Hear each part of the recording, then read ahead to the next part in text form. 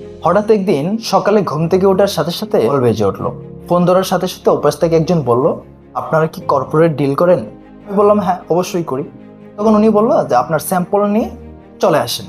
আমি পরের দিন স্যাম্পল নিয়ে ওদের অফিসে চলে গেলাম এবং ওনাদের সাথে কথা বলার পরে ওনারা আমাকে আশ্বস্ত করলেন যে ওনারা আমাদের সাথে ডিলটা কমপ্লিট করবেন। দেন পরের দিন ওনারা একটা বাল্ক অর্ডার সাবমিট করেছেন, যেটার অ্যামাউন্টটা প্রায় 20 লাখ টাকার মতো। তো এটা আমার জন্য নিতান্তই একটা আনন্দের সংবাদ।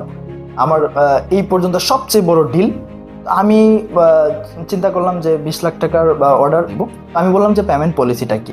ওনারা বললেন যে আমাদের পেমেন্ট পলিসিটা হচ্ছে, আপনি আজকে অর্ডার সাবমিট করেছি, আপনি প্রোডাক্ট ডেলিভারি করবেন, দেন আমরা আপনাকে চেক দিব, পরের দিন চেকটা ক্যাশ হয়ে যাবে।